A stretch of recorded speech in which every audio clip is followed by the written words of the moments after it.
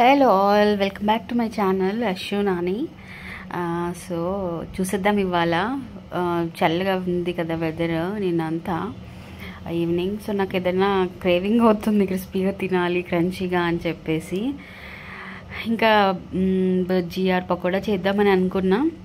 But ఏదైనా డిఫరెంట్గా try చేయాలనిపించింది. So ఇంట్లో ఆలు అండ్ ఏమంటారు కాస్త శనగపిండి ఇవి ఉండే అనమాట.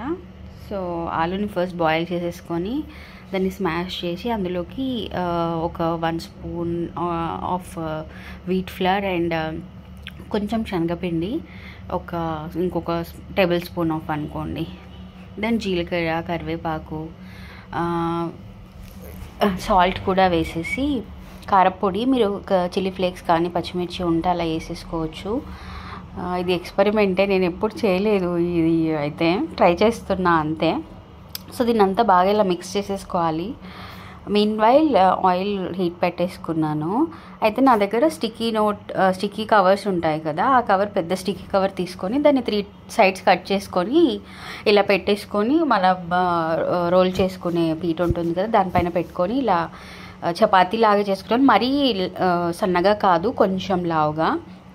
దెన్ ఇది బాటిల్ క్యాప్, ఏదైనా మీ దగ్గర ఉన్న మోల్డ్తో యూస్ చేసుకోవచ్చు. ఇలా అన్నీ ఇలా చేసేసుకున్నా అనమాట మొత్తం. కొన్ని ఇంకా ఇలా చేసిన తర్వాత ఇది ఉంటుంది కదా, ఈ ఎక్స్ట్రా ఇది అంతా, దాంతో నేను రౌండ్గా కూడా చేసుకొని ఆయిల్లో చేశాను. చూద్దాము, అవి ఆయిల్లో ఫ్రై చేశాను అనమాట. బాగుండింది. 2 ట్రై చేయండి ఎప్పుడైనా ఈ రెసిపీ. నాకైతే ఫస్ట్ టైం ట్రై చేస్తే నచ్చింది, బాగా అనిపించింది. కొంచెం వెదర్కి తగ్గట్టుగా బాగానే వచ్చింది. I like them. బట్ ఇంకా ఆయిల్ రెగ్యులర్గా తినలేం కదా, ఎప్పుడైనా అలా చేసుకుంటే పర్లేదు. సో అలా ఇట్లా లైట్ బ్రౌన్, నేను ఇంకా ఆయిల్ వేడైన తర్వాత అందులోకి అవన్నీ చేసేసుకున్నాం కదా అవి వేసేసేయాలి. లైట్ బ్రౌన్ కొంచెం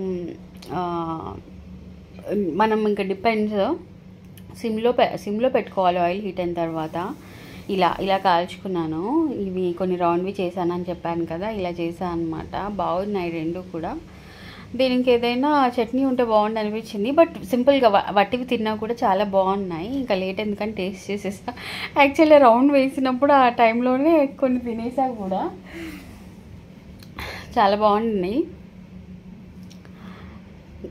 వెదర్కి మంచిగా అనిపించింది. లైక్ ఐ వాజ్ క్రేవింగ్ కదా, ఇలా క్రంచిగా తినాలి అని చెప్పేసి.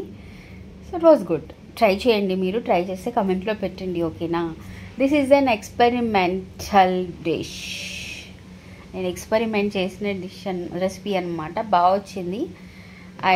ఏమంటారు, నాకు రిగ్రెట్స్ ఏం లేవు, బాగానే ఉంది.